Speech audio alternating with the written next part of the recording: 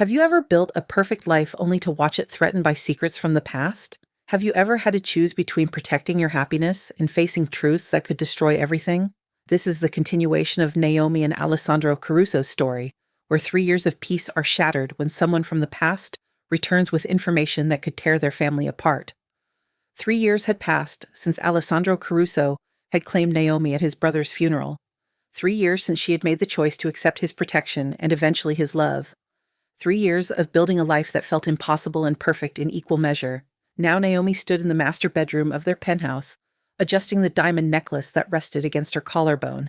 At 31 years old, she had grown into her role as Alessandro's wife with a grace that surprised even herself. The uncertain widow who had stood alone at Michael's grave had been replaced by a woman who commanded respect in rooms full of dangerous men, who ran a successful interior design firm, and who had learned to navigate the complicated world of the Caruso family with skill and confidence. Tonight was the annual Caruso Foundation Gala, the biggest social event of the year for New York's elite. As the chairwoman of the foundation, Naomi had spent months planning every detail. The event raised millions for children's hospitals and education programs, turning the Caruso family's wealth into something that actually helped people. It was her project, her way of making something good come from a family legacy that was complicated at best and deadly at worst. Alessandro appeared in the doorway of their bedroom, already dressed in his tuxedo, and Naomi felt her breath catch the way it always did when she looked at him. After 3 years of marriage and one child together, he still affected her like this, still made her heart race with nothing more than his presence. "You look beautiful," he said, crossing to her and placing his hands on her waist from behind. "Stunning, actually. I am reconsidering whether we should go to this party at all." Naomi smiled at his reflection in the mirror. "We have to go. I organized the entire thing. I am aware. I signed the checks." Alessandro pressed a kiss to the curve of her neck, his lips warm against her skin. "But I would rather stay here and take that dress off you." "You will have plenty of time for that later," Naomi replied, turning in his arms to face him. "Right now, we have 300 guests waiting for us at the plaza." "Marco is asleep," Alessandro said, referring to their 2-year-old son who had inherited his father's dark hair and his mother's warm smile. "Maria is watching him." "We could be fashionably late." "Alessandro." Naomi placed her hands on his chest, feeling the steady beat of his heart beneath the expensive fabric of his tuxedo. "We are already running behind schedule. Besides, you promised you would behave tonight." "I made no such promise," Alessandro corrected, but he released her with a smile that made him look younger, less dangerous. "Fine. Let us go celebrate your success and make wealthy people donate money to good causes. But later, that dress comes off." "Deal," Naomi agreed, pressing a quick kiss to his lips before stepping away to collect her clutch and wrap. The drive to the Plaza Hotel took 20 minutes through the glittering streets of Manhattan. Alessandro kept his hand on Naomi's thigh the entire time, a possessive gesture that she had long since stopped questioning. He touched her constantly, needed to maintain physical contact whenever they were together, as if reassuring himself that she was real and his. At the plaza, they were greeted by a wall of camera flashes. The press loved the Caruso family, loved the story of the powerful Mafia scion who had cleaned up his family's business and the beautiful black woman who had become his queen. Naomi had learned to smile for the cameras, to pose with confidence, to give interviews that revealed nothing while seeming warm and open. Alessandro guided her through the crowd with his hand at the small of her back, and Naomi felt the familiar thrill of moving through the world with him. People stepped aside for Alessandro Caruso without him having to ask. Conversations paused when he entered a room. He commanded respect and fear in equal measure, and being his wife meant sharing in that power. The ballroom was spectacular, exactly as Naomi had envisioned it. Crystal chandeliers cast soft light over tables draped in ivory, silk, and gold. Arrangements of white roses and orchids created an atmosphere of elegance and romance. A string quartet played in one corner while servers circulated with champagne and hors d'oeuvres. "Naomi, this is extraordinary," said Victoria Castellano, the wife of one of Alessandro's oldest business associates. "You have outdone yourself." "Thank you, Victoria," Naomi replied warmly. "I wanted to create something special. The money we raise tonight will fund scholarships for 50 students next year." "Your dedication to this cause is admirable," Victoria said, and Naomi heard the genuine respect in her voice. "You have brought real change to how this family operates." Throughout the evening, Naomi worked the room with practiced ease, greeting donors, thanking sponsors, ensuring that every guest felt valued and appreciated. Alessandro stayed close, a constant presence at her side, his hand never far from hers. They moved through the crowd like a unit, perfectly synchronized after years together. But Naomi noticed something was off about halfway through the evening. Alessandro's posture had shifted, his shoulders tense in a way that she had learned to recognize as a sign of danger. His attention kept drifting to the entrance of the ballroom, and his grip on her hand had tightened. "What is wrong?" Naomi asked quietly during a break between conversations. "Nothing," Alessandro replied, but his eyes were still scanning the crowd. "Just being cautious." Naomi knew better than to push when Alessandro was in protection mode, but unease settled in her stomach like a stone. She had learned to trust his instincts over the years. When Alessandro sensed danger, there was usually a good reason. The answer came 20 minutes later when Naomi spotted a woman she did not recognize entering the ballroom. The woman was in her early 30s, with dark hair pulled into an elegant updo and a red dress that turned heads as she moved through the crowd. She was beautiful in a sharp, calculated way, and she moved with the confidence of someone who knew exactly where she was going and what she wanted. What struck Naomi was not the woman herself, but Alessandro's reaction to her. Every muscle in his body had gone rigid, and his face had taken on an expression that Naomi had rarely seen, something between fury and shock. "Who is that?" Naomi asked, following his gaze. "Someone who should not be here," Alessandro replied, his voice cold and flat. "Stay close to me, Naomi." Before she could respond, the woman had crossed the ballroom and stopped directly in front of them. Up close, Naomi could see that she had green eyes that were currently fixed on Alessandro, with an intensity that made Naomi's protective instincts flare. "Hello, Alessandro," the woman said, her voice smooth and cultured with a faint Italian accent. "It has been a long time." "Not long enough," Alessandro replied, and the ice in his voice could have frozen the ballroom. "What are you doing here, Isabella?" "I came to pay my respects," Isabella said, her gaze sliding to Naomi with something that looked like calculation, "and to meet the famous Naomi Caruso. I have heard so much about you." Naomi felt Alessandro's hand tighten on her waist, a warning and a claim all at once. She drew herself up to her full height and met Isabella's gaze with the confidence that came from 3 years of being Alessandro Caruso's wife. "I am afraid you have me at a disadvantage," Naomi said coolly. "You know who I am, but I do not know who you are." "Isabella Rossi," the woman replied, extending her hand. "I used to be very close to the Caruso family. Before you joined it, of course." Naomi shook the offered hand briefly, noting the strength in Isabella's grip and the challenge in her eyes. "It is nice to meet you. Are you here as someone's guest?" "I am here as a donor," Isabella replied smoothly. "I recently returned to New York from Milan, and I wanted to support such a worthy cause." "Your foundation does excellent work, Naomi." "Thank you," Naomi replied, maintaining her composure even as she felt the tension radiating from Alessandro. The compliment felt insincere, calculated to disarm. Isabella turned her attention back to Alessandro, and Naomi saw something flash in the other woman's eyes, something possessive and hungry. "We should talk, Alessandro, about old times, and about certain matters that I believe would interest you greatly." "We have nothing to discuss," Alessandro said firmly. "You were not invited to this event, Isabella. I suggest you leave before you cause a scene." "Oh, I think we have plenty to discuss," Isabella replied, and her smile was sharp enough to cut. "Especially regarding what I know about the night Michael died." The words hung in the air like a grenade with the pin pulled.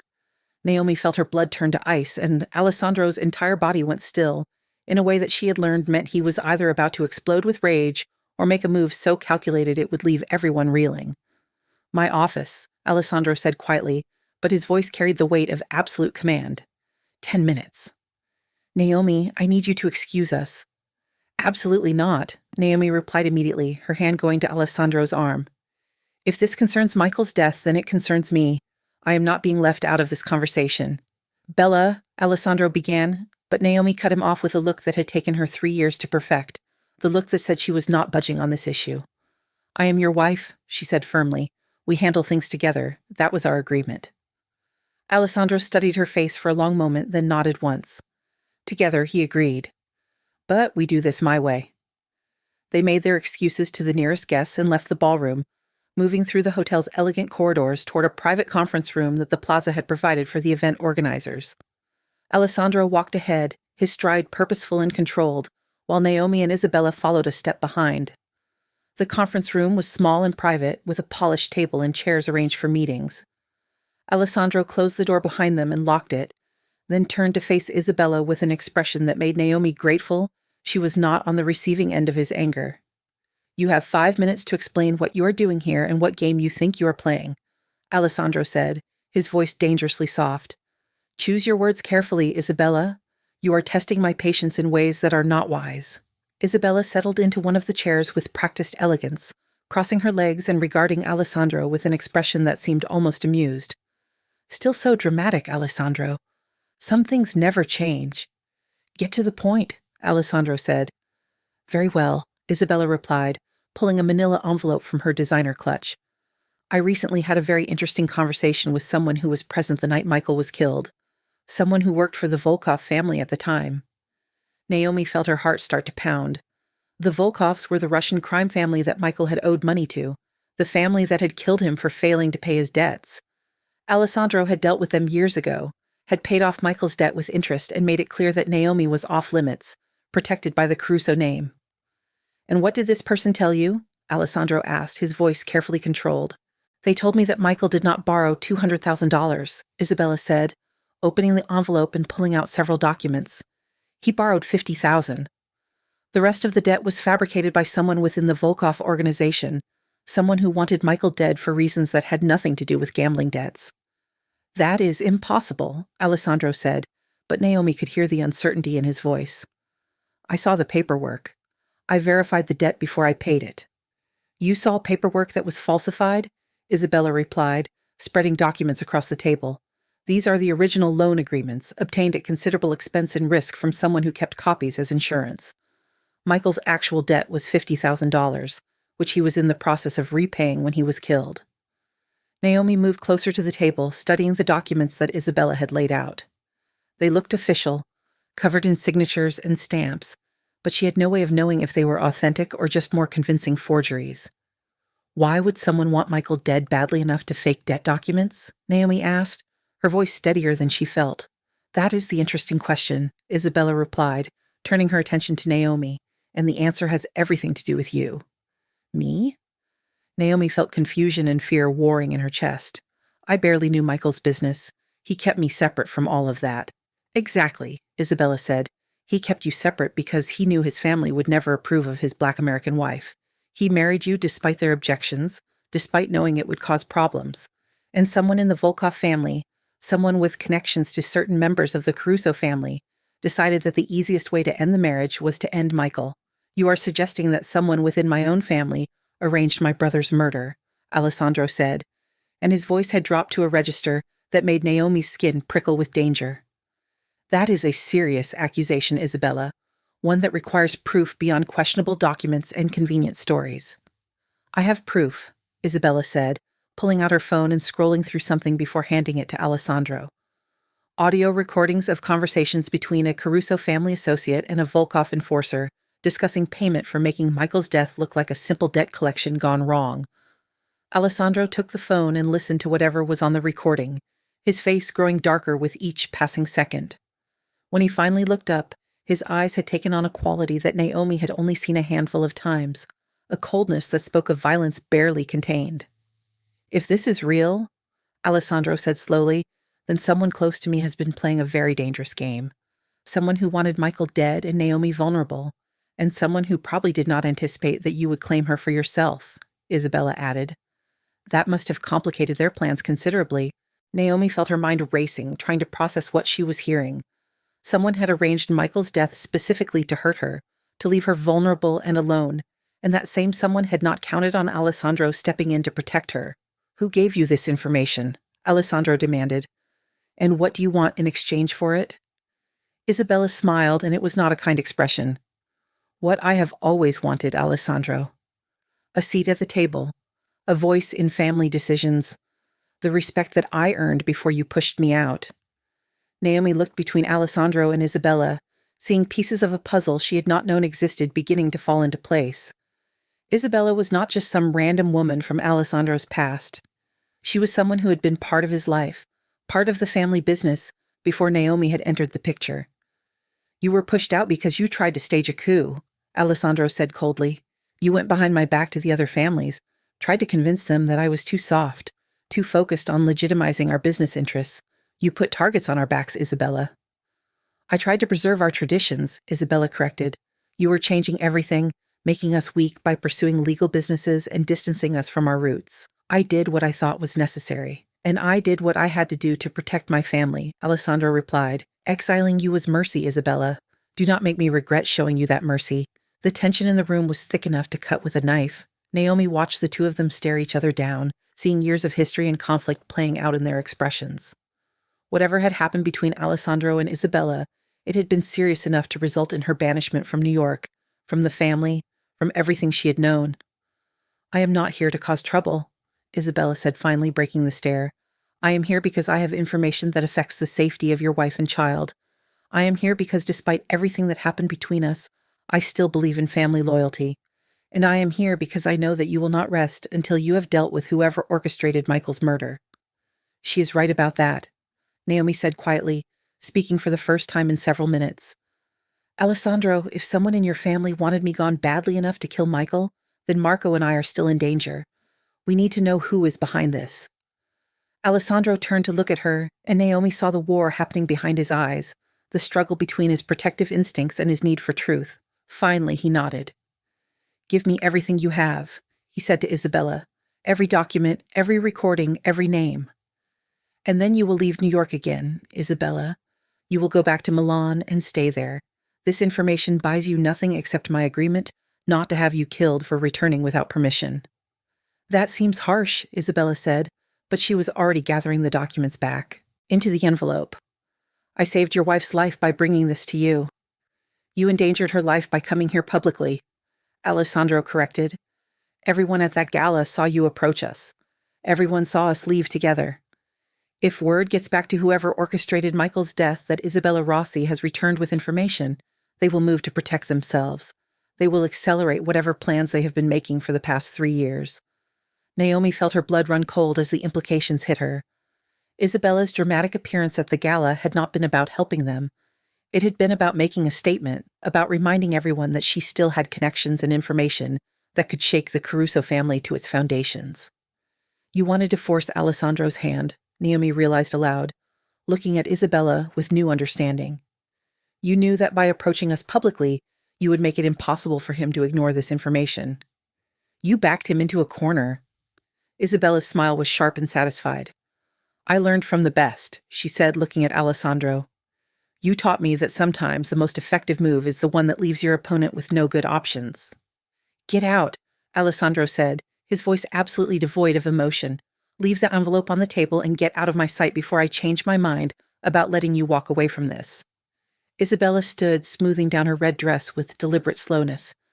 It was good to see you again, Alessandro. And, Naomi, it was a pleasure to finally meet you. You are exactly as formidable as I was told. She left the envelope on the table and walked to the door, pausing with her hand on the handle to look back at them. One more thing, she said. Whoever wanted Michael dead, they have been patient. 3 years of watching and waiting for the right moment to move again. But everyone's patience runs out eventually. Watch your back, Alessandro, and watch hers.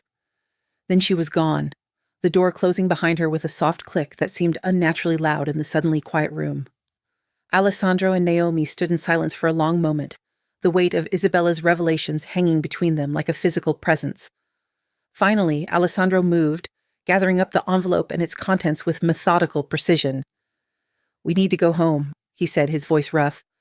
We need to get Marco and Maria and move to the safe house in Connecticut. Tonight. Alessandro, Naomi began, but he turned to her with such intensity that the words died in her throat. Someone in my family wanted you isolated and vulnerable, he said, and there was something almost desperate in his voice beneath the anger. Someone wanted my brother's widow alone and unprotected, presumably so they could use you or hurt you or make you disappear.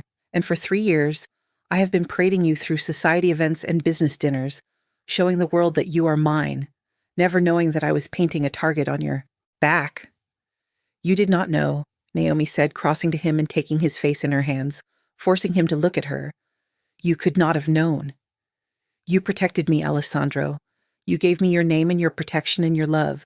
Whatever danger we face now, we face it together. That is what we promised each other." Alessandro pulled her into his arms, holding her so tightly she could barely breathe, his face buried in her hair. "I cannot lose you," he said, his voice muffled against her. "I cannot lose either of you. You are everything, Naomi. Everything." "You will not lose us," Naomi promised, wrapping her arms around him and holding on just as tightly. "We are going to figure out who is behind this, and we are going to stop them. But we do it smart, Alessandro. We do it together." They stood like that for several minutes, drawing strength from each other, before Alessandro finally pulled back and pressed a kiss to her forehead. "We need to call the gala organizers and make excuses," he said, shifting back into the commanding mode that came naturally to him. "Something about Marco being sick, needing to leave immediately. Then we collect our son and disappear until I can verify this information and identify the threat." "What about Isabella?" Naomi asked. "Can we trust anything she told us?" Alessandro's expression was grim. "Isabella is many things, but she's not a liar when it comes to business. If she says these documents are real, they probably are. But her motives are not pure, Naomi. She wants something from this situation beyond just doing the right thing." "What does she want?" "To matter again," Alessandro replied. "To be relevant to the Caruso family. She had power once before I exiled her, and she has been looking for a way back ever since. This information is her bargaining chip." Naomi thought about the woman in the red dress, about the calculation in her eyes and the history that crackled between her and Alessandro. There was something else there, something beneath the surface that Naomi could not quite identify but that made her uneasy. "Were you and Isabella involved?" she asked, watching Alessandro's face carefully. Alessandro's jaw tightened, and Naomi knew she had hit on something sensitive. "Briefly," he admitted. "Years ago, before I understood what she really wanted from me and from the family. She was brilliant and ambitious, and I thought those qualities would make her a good partner in business. I was wrong." "What happened?" "She tried to take over," Alessandro said simply. "She went to the other families in the city and suggested that I was making the Carusos weak, that my push toward legitimate business was a mistake. She tried to build a coalition to remove me from leadership. But you stopped her." "I removed her before she could do real damage," Alessandro replied. "Exile instead of execution, because despite everything, she had been important to me once. But I made it clear that if she ever returned to New York, that mercy would not be extended a second time." "And now she is back," Naomi said. "And now she is back," Alessandro agreed, and the implications hung heavy between them. They left the conference room and returned to the gala, making their excuses to the key organizers. Alessandro spun a convincing story about Marco running a fever and needing them immediately, and within 15 minutes they were in the back of Alessandro's armored sedan, racing through the city toward their penthouse. The security team was already on alert by the time they arrived. Alessandro had called ahead with a code word that Naomi recognized from the extensive security protocols he had insisted she memorize shortly after they married. She had thought at the time that he was being overly cautious. Now she understood that he had been preparing for exactly this kind of situation. Maria, their trusted nanny, and a woman who had been with the Caruso family for 30 years, had Marco already dressed and ready to travel. The little boy was confused but excited by the sudden adventure, chattering happily about going to see the big house with the horses, the Connecticut estate where they sometimes spent weekends. "We are taking a trip, baby," Naomi told him, smoothing down his dark curls. "Just for a little while." "Daddy coming too?" Marco asked, reaching for Alessandro with chubby arms. "Of course I'm coming," Alessandro said, scooping up his son and holding him close. "We are all staying together." The drive to Connecticut took 90 minutes through the darkness, accompanied by 2 additional security vehicles that bracketed Alessandro's sedan. Naomi sat in the back with Marco, who eventually fell asleep against her shoulder, while Alessandro spent the entire trip on his phone, making calls in rapid Italian that Naomi could partially follow after 3 years of lessons from Alessandro's mother. By the time they reached the estate, Alessandro had mobilized what seemed like his entire security force. The sprawling property was lit up like daylight, with armed men patrolling the grounds and sophisticated surveillance equipment being installed at every entrance point. "This seems excessive," Naomi said as they carried Marco upstairs to one of the guest bedrooms, the master suite being kept for her and Alessandro. "It is necessary," Alessandro corrected, his tone brooking no argument. "Until I know exactly who is behind this and what their endgame is, I am taking no chances with your safety or Marco's." After they got Marco settled and Maria installed in the adjoining room, Alessandro led Naomi to the master suite. The room was large and comfortable, decorated in warm tones that Naomi had chosen during her last renovation of the property. But tonight the comfortable space felt like a bunker, a fortress against a danger they could not yet identify. "Talk to me," Naomi said once they were alone, watching Alessandro pace the length of the room like a caged predator. "Tell me what you are thinking." Alessandro stopped at the window, staring out into the darkness beyond the estate's security lights. "I am thinking that for 3 years, I believed I had protected you," he said quietly. "I thought I had dealt with every threat, paid off every debt, secured your place in my family. And now I discover that the danger never left.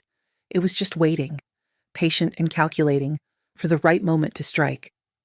Naomi crossed to him and wrapped her arms around him from behind, pressing her cheek against his back. "We will figure this out," she said, together. "I need to call a family meeting," Alessandro said. "Everyone in the organization, everyone with any connection to Michael's death or to the Volkov family at that time. Someone knows something, Naomi. Someone has been keeping this secret for 3 years, and I am going to find out who. What can I do to help?" Alessandro turned in her arms and pulled her close, his hands framing her face. "You can stay here, stay safe, stay alive," he said intensely. "You can trust me to handle this and not put yourself at risk trying to help. We are partners," Naomi reminded him. "You do not get to shut me out when things get dangerous. That is not how we work." Alessandro's laugh was short and humorless. "Naomi, whoever is behind this has already killed once to hurt you. They will not hesitate to do it again if given the opportunity. I need you safe. I need to know that you and Marco are protected while I deal with this threat." "Then teach me to protect myself," Naomi countered. "Give me the tools and training I need to be more than just someone who needs protecting. You have always treated me like a partner, Alessandro. Do not start treating me like a fragile thing now." They stared at each other in the dim light of the bedroom, wills clashing in the space between them. Finally, Alessandro nodded slowly. "You want to be involved? You get trained properly," he said. "Starting tomorrow, you work with my best security people. You learn to shoot, to fight, to recognize threats, and you follow my instructions without question when I say something is dangerous." "Agreed?" "Agreed," Naomi said. Alessandro pulled her into a kiss that was fierce and desperate, his hands tangling in her hair as he claimed her mouth with an intensity that made her knees weak. When they finally broke apart, both breathing hard, his forehead rested against hers. "I cannot lose you," he whispered again. "The thought of someone hurting you, of you being taken from me the way Michael was taken from you, it makes me capable of things that would horrify you, Bella." "I know who you are, Alessandro," Naomi replied softly. "I have always known. You are dangerous and ruthless when it comes to protecting your family. That is not something that scares me. That is something I rely on." They made love that night with an intensity born of fear and desperation, of the knowledge that their perfect life had been built on foundations that were less stable than they had believed. Alessandro was demanding and possessive, leaving marks on Naomi's skin that would fade in days, but that felt like brands in the moment. And Naomi met him with equal intensity, claiming him just as thoroughly as he claimed her, reminding them both that they belonged to each other completely. Afterward, they lay tangled in the sheets, Alessandro's arms wrapped around Naomi like bands of steel, his face buried in her hair as if he could keep her safe through sheer force of will. "I love you," he said into the darkness. "Whatever happens, whatever I have to do to end this threat, never doubt that everything I do is to keep you and Marco safe." "I know," Naomi replied, her hand over his heart, feeling its steady beat beneath her palm. "I love you too, and I trust you to keep us safe." But as she drifted off to sleep, secure in Alessandro's embrace, Naomi could not quite shake the feeling that the storm they were facing was bigger than either of them had anticipated, and that before it was over they were all going to have to make choices that would test the very foundations of their love and loyalty. The next morning, Naomi woke to find Alessandro already gone from the bed, the sheets beside her cool to the touch. She found him in the estate's office, surrounded by documents and laptop screens, looking like he had not slept at all. "I am calling a family council," he said without preamble when she entered. "Tonight. Here. Every senior member of the Caruso organization will be present, and we are going to get to the bottom of this." "What do you need from me?" Naomi asked. "I need you to stay with Marco," Alessandro said. "Maria will be with you, and I will have a dedicated security team outside your door." The meeting could get confrontational, Bella. I do not want you anywhere near it if things turn violent." "Alessandro," Naomi began to protest, but he cut her off with a look. "This is not negotiable," he said firmly. "You agreed to follow my instructions when I deemed something dangerous. I am telling you now that this family council is going to be dangerous.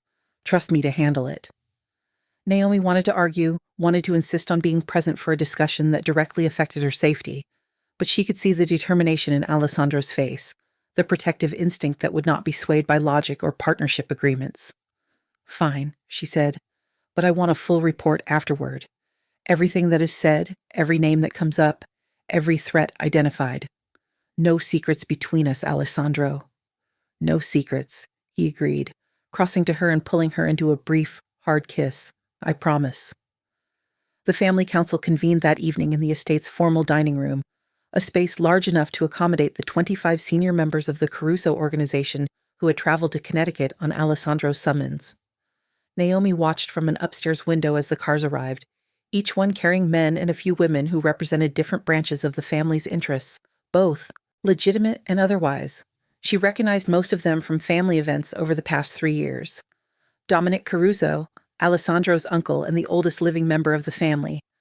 Vincent Russo, who managed the family's shipping interests. Maria Castellano, who controlled their real estate holdings. Anthony DeMarco, head of security for the entire organization, and a dozen others whose faces she knew but whose exact roles in the organization remained mysterious to her. What she did not see, notably, was anyone from the Volkov family. But that made sense. If Isabella's information was correct, then someone at tonight's meeting had conspired with the Volkovs 3 years ago to arrange Michael's death. Alessandro would not want to tip his hand by inviting potential co-conspirators. "Naomi, you should step away from the window," Maria said from behind her. "Mr. Caruso would not like you exposing yourself like this." Naomi turned to find the older woman watching her with sympathetic eyes. Maria had been with the Caruso family since before Alessandro was born, had helped raise him and Michael both, and had seen more family drama than Naomi could probably imagine. "Were you here when Michael married me?" Naomi asked suddenly. "Did you know how the family felt about it?" Maria's expression grew carefully neutral. "I was here, yes. And I will tell you the same thing I told Mr. Alessandro when he came to me before claiming you at the funeral. Not everyone in this family believes that strength comes in only one color or from only one background. Many of us recognized that you made Michael happy, even if the marriage was not perfect. But not everyone felt that way." "No," Maria admitted.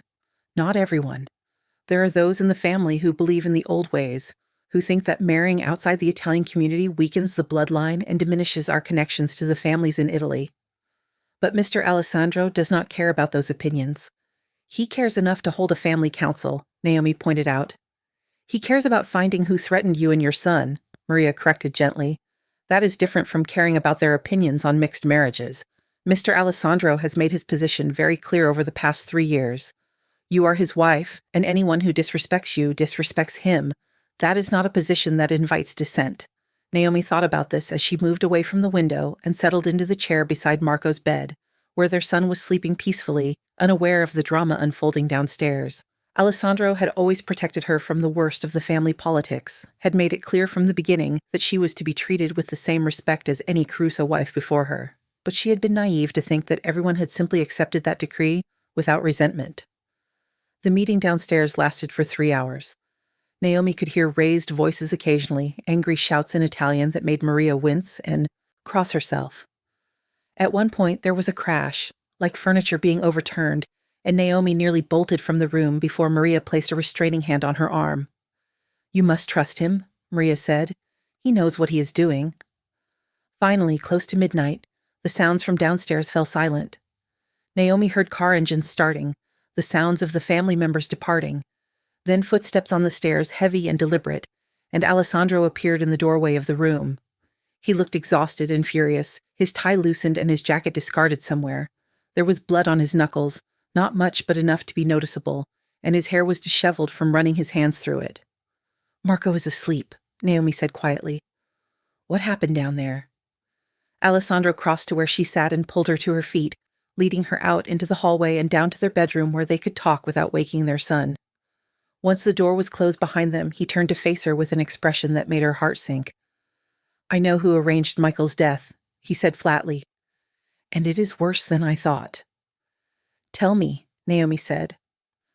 Alessandro moved to the small bar in the corner of the room and poured himself 2 fingers of whiskey, downing it in one swallow before pouring another. It was Dominic, he said finally. My father's brother. He arranged everything. Naomi felt the room tilt slightly. Dominic Caruso was family patriarch, the oldest living member of Alessandro's generation, the man who should have been a source of wisdom and guidance. Why would he want Michael dead? Because Michael married you, Alessandro said, and there was such rage in his voice that Naomi took an instinctive step back. Because Dominic saw your marriage as a betrayal of family traditions and Italian heritage. Because he is a bigoted old fool who could not accept that the Caruso bloodline would include a black woman. Oh, God, Naomi breathed. He approached the Volkovs, Alessandro continued, his hands clenching into fists, offered them money to fabricate a larger debt and then kill Michael when he supposedly could not pay. The plan was that you would be left alone and vulnerable, that you would leave New York and go back to Atlanta, removing the stain of your presence from the family. But I did not leave, Naomi said. You claimed me. Alessandro's laugh was bitter, yes, which according to Dominic was the worst possible outcome. Instead of the problem being solved, I had doubled down on it, made you my wife, given you the Caruso name officially. He has been waiting for 3 years for an opportunity to correct his mistake.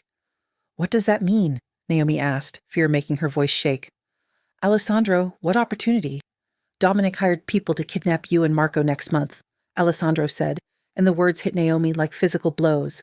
During the charity auction you are hosting in Manhattan, there was going to be a staged accident, a car crash, or a fire, something that would remove both of you permanently while appearing random enough that I would not immediately suspect family involvement. Naomi's legs gave out, and she sank onto the edge of the bed, her mind reeling. Someone she had shared holiday dinners with, someone who had held Marco as a baby and smiled at family photographs, had been planning to murder her and her child. How did you find out? She managed to ask. Anthony DeMarco came to me before the council meeting, Alessandro said. He is head of security, so Dominic approached him to help coordinate the kidnapping. Anthony immediately told me everything. He's been documenting Dominic's plans for the past 2 weeks, gathering evidence. What happens now? Alessandro came to sit beside her on the bed, and when Naomi looked at his face, she saw something that made her blood run cold. Now I handle it the way our family has always handled betrayal from within, he said quietly. Naomi understood what he was not saying. Dominic would not survive the night. Alessandro would have him killed for threatening his wife and child, for arranging Michael's death, for breaking the most sacred rules of family loyalty. You do not have to do this yourself, Naomi said, taking his hands in hers. Let someone else handle it, Alessandro. Do not put that blood on your own hands. He is my uncle, Alessandro replied. My responsibility. And after what he planned to do to you and Marco, Naomi, I want my hands bloody. I want him to know exactly who is ending his life and why. They sat in silence for a long moment, the weight of what was about to happen settling over them like a shroud. Naomi had always known that Alessandro was capable of violence, that he had done things in protection of his family that most people could not imagine, but she had never had to face the reality of it so directly, had never had to sit in a room knowing that her husband was about to leave and commit murder. Do what you need to do, she said finally. Protect our family, Alessandro, but come back to me when it is done. Alessandro pulled her into his arms, holding her so tightly she could barely breathe. I always come back to you, he promised. No matter what I have to do, no matter how dark the path gets, I always find my way back to you. He kissed her then, deep and desperate, and Naomi tasted fear and determination on his lips. When he finally pulled away, his eyes were hard with resolve. Stay in this room, he ordered. Lock the door behind me. Do not open it for anyone except me or Anthony. Maria is armed and will stay with Marco. If anything happens, if anyone except me or Anthony tries to enter, you take Marco and go through the hidden door in the closet. It leads to a tunnel that will bring you to the garage. There is a car there with keys in it and enough cash in the glove compartment to get you anywhere you need to go. Nothing is going to happen, Naomi said, but she was memorizing every instruction, filing it away in case she needed it. I love you, Alessandro said, standing and moving toward the door. More than anything in this world, Bella. Remember that. I love you too, Naomi replied. Be safe. She watched him leave, heard his footsteps receding down the hallway, and then locked the door as instructed. The minutes that followed were the longest of her life. She sat on the bed, straining to hear any sounds from elsewhere in the house, jumping at every creak and groan of the old building settling. She did not know how long she waited. It might have been an hour, might have been 2. Time seemed to stretch and distort, every moment lasting an eternity. She thought about checking on Marco, but did not want to leave the master bedroom, did not want to disobey Alessandro's instructions. Finally, she heard footsteps in the hallway, deliberate and steady. A knock at the door, and then Alessandro's voice. "Naomi, it is me. Open the door." She rushed to unlock it, pulling the door open to find Alessandro standing there, his shirt splattered with blood that was not his own.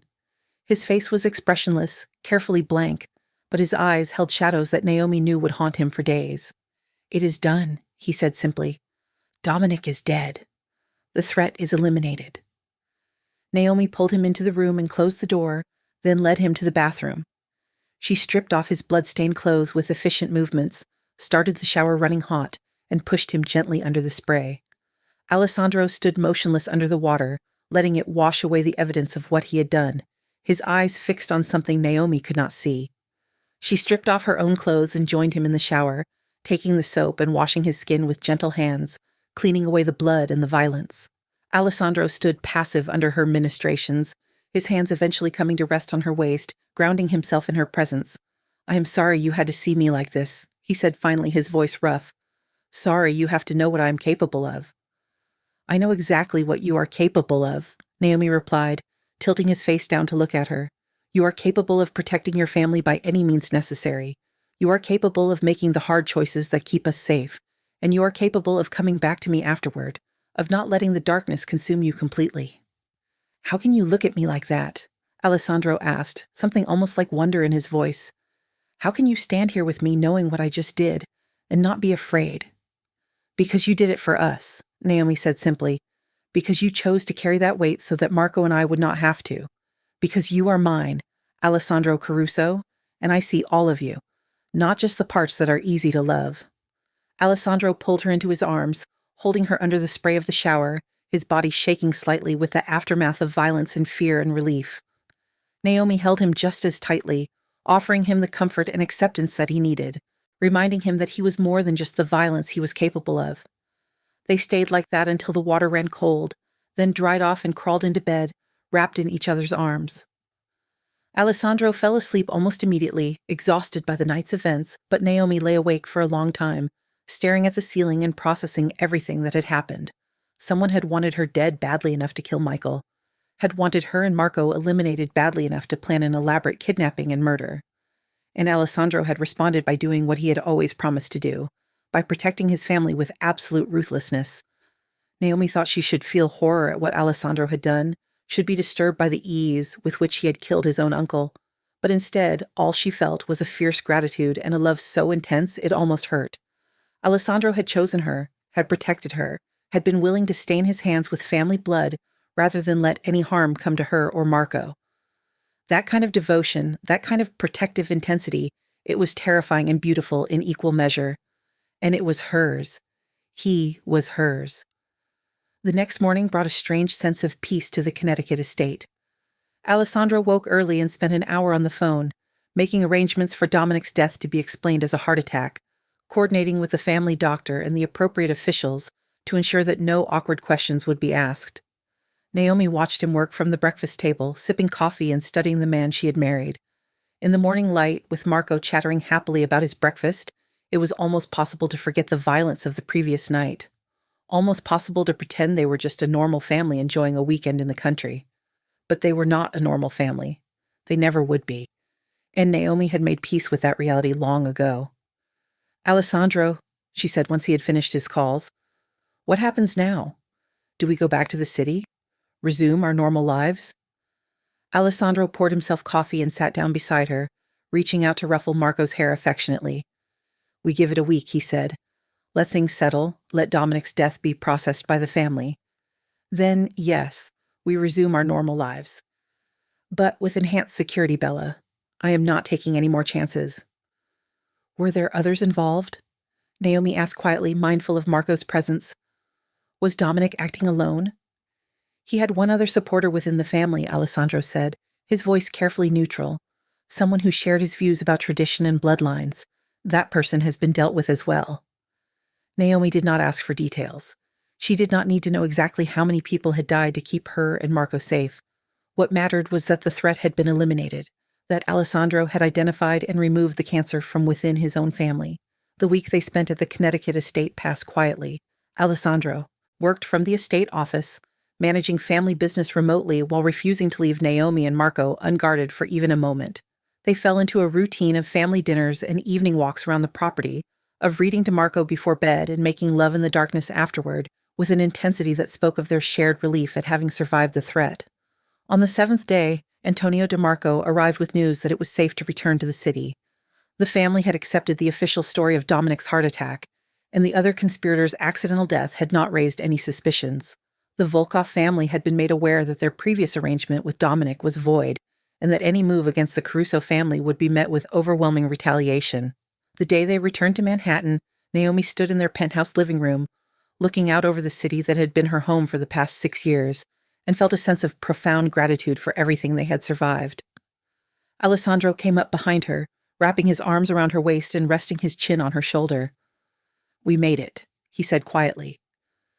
"We faced the worst possible betrayal from within my own family, and we survived it together."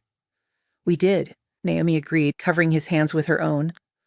"But Alessandro, we need to talk about what happens next, about the fact that there will always be people who disagree with your choices, who resent my presence in this family." "Let them resent," Alessandro replied, his voice hard. "I made my choice 3 years ago when I claimed you at Michael's funeral, Bella. I chose you then, and I choose you every day after. Anyone who has a problem with that knows exactly what will happen to them. I do not want you to have to keep killing people to keep me safe," Naomi said, turning in his arms to face him. "I do not want our life to be a constant battle against people who cannot accept who we are." Alessandro cupped her face in his hands, his gray-blue eyes intense as they held hers. "Then we change the family," he said simply. "We make it clear that the old ways are gone, that tradition does not matter as much as loyalty and strength. We build something new, Bella, something that our children can be proud of." Naomi felt tears prick at her eyes. "You would do that? Remake your entire family structure just to protect me? I would burn the entire organization to the ground if that is what it took to keep you safe," Alessandro replied with absolute certainty. "You and Marco, you are everything that matters. The family, the business, the traditions, all of it is meaningless without you." They kissed then, deep and slow, a kiss that tasted of promises and new beginnings. When they finally pulled apart, Naomi felt a sense of determination settling into her bones. "Then let us do it," she said. "Let us rebuild this family into something better, something that our son can inherit without shame." Alessandro smiled, and it was fierce and proud. Together, he agreed. "The way we do everything." In the weeks that followed, Alessandro made good on his promise. He called another family council, this one without threats or violence, and laid out his vision for the future of the Caruso organization. The old ways would be respected but not worshipped. The family would continue to diversify into legitimate businesses, moving away from the gray area operations that had defined them for generations. And most importantly, talent and loyalty would matter more than bloodlines or ethnicity. Not everyone agreed with these changes. Several families chose to distance themselves from the Carusos to maintain their traditional structures and prejudices, but many others, particularly the younger generation, embraced Alessandro's vision. Within 6 months, the Caruso organization had transformed into something new, something that balanced respect for their Italian heritage with an openness to change and growth.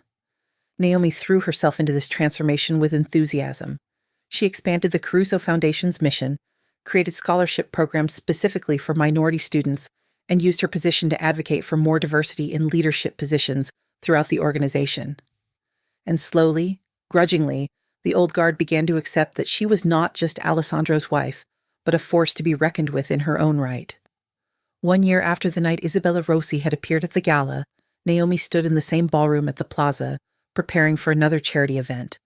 But this time, she felt no fear, no uncertainty about her place in Alessandro's world. She had been tested by the worst that his family could throw at her, and she had not just survived but emerged stronger. "Beautiful as always," Alessandro said, appearing beside her in his tuxedo.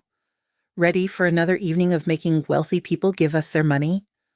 "Born ready," Naomi replied with a smile. "But this year, I want to do something different. I want to announce a new initiative." Alessandro raised an eyebrow. "What kind of initiative?" Naomi took his hand and led him to a quieter corner of the ballroom. "I want to create a program for widows," she said. "Women who have lost their husbands and find themselves alone and vulnerable. Financial assistance, legal aid, job training, whatever they need to rebuild their lives. I want to help other women who were in the position I was in 3 years ago." Alessandro studied her face for a long moment, and Naomi saw understanding and love in his expression. "That is perfect," he said finally, "and fitting. We will call it the Michael Caruso Memorial Program." Naomi felt tears prick at her eyes. "You would do that? Name it after your brother?" "Michael made mistakes," Alessandro said softly, "but he brought you into our lives even if he did not appreciate what he had. That deserves to be remembered in a way that does good in the world." They launched the program that night to overwhelming support, and as Naomi stood at the podium speaking about second chances and the importance of supporting vulnerable women, she looked out at the crowd and saw Alessandro watching her with undisguised pride. This was her life now, complicated and sometimes dangerous, but also filled with purpose and love and the knowledge that she had not just married into the Caruso family, but had helped transform it into something better. 2 years later, on a crisp autumn morning, Naomi stood in the private chapel on the Connecticut estate, watching as Alessandro held their newborn daughter, Sophia Maria Caruso. Their little girl had come into the world just 3 days ago, and Alessandro had barely put her down since. "She has your eyes," Naomi said, running her finger over the baby's soft cheek, "and your stubborn chin." "She is perfect," Alessandro replied, his voice rough with emotion, "just like her mother." Marco, now 4 years old, pressed close to look at his baby sister with solemn fascination. "I protect her," he announced with the seriousness that only a 4-year-old could muster. "Like Daddy protects Mama." Naomi and Alessandro exchanged glances over their children's heads, both of them remembering the threats that had once seemed so overwhelming, the violence that had nearly torn their family apart. "Yes," Alessandro said to his son, "we all protect each other. That is what family means." And as they stood together in the chapel that had seen generations of Carusos baptized and married and mourned, Naomi felt a sense of profound completion. She had started as a widow at a funeral, vulnerable and alone. She had been claimed by a man who had seen something in her worth fighting for, worth killing for, worth rebuilding an entire family structure for. And she had claimed him right back, had chosen to love a man who was dangerous and complicated and absolutely devoted to her and their children. Together they had faced betrayal and violence and had emerged stronger for it. Together they were building something new, something that honored the past while embracing the future. "Best choice I ever made," she said quietly, echoing words she had spoken to Alessandro years before. "What was?" Alessandro asked, though his smile said he already knew the answer. "Saying yes to you," Naomi replied. "Accepting your claim, choosing this dangerous, complicated, absolutely perfect life with you." Alessandro leaned in and kissed her, careful not to disturb Sophia in his arms, his lips warm and gentle against hers. "I am the one who made the best choice," he corrected. "Claiming you at that funeral was the smartest thing I have ever done." They walked out of the chapel into the autumn sunshine, their children safe in their arms, and Naomi knew with absolute certainty that she was exactly where she belonged. With Alessandro, with their family, building a future that neither of them could have imagined that rainy day at the cemetery. Some love stories start with tragedy. Some start with impossible choices and dangerous men making claims that change everything. But the best ones, Naomi had learned, start when two people choose each other despite the risks, despite the complications, despite every reasonable voice that says it will never work. Alessandro had chosen her, and she had chosen him right back. And together they had created something extraordinary from the ashes of loss and betrayal. That was their story. The widow and the Mafia boss who claimed her. The woman who said yes to danger and found love. The family they built on determination and loyalty and a love fierce enough to overcome anything. And it was far from over. There would be more challenges ahead, more threats to face, more moments when they would have to choose each other over safety or tradition or ease. But Naomi welcomed those challenges because she knew they would face them together, the way they faced everything, as partners, as lovers, as a family that nothing and no one could tear apart. If this story of dangerous second chances, family transformation, and love strong enough to survive betrayal moved you, make sure to subscribe and hit that notification bell. We share new stories every week about people who discovered that the greatest love often comes from the most unexpected places, and that sometimes building a future means having the courage to defend it against all threats. What did you think of Naomi and Alessandro's continued story? Have you ever had to defend your relationship against people who did not accept it? Would you have been able to forgive Alessandro for the violence he committed to protect you? Share your thoughts in the comments below. We love hearing how these stories resonate with your own experiences of love, loyalty, and fighting for what matters most. Remember, sometimes the person who claims you is the person who will fight hardest to keep you. Sometimes protection comes at a cost, and sometimes the most dangerous choice leads to the greatest love if you are brave enough to defend it. Thanks for listening, and we will see you in the next story.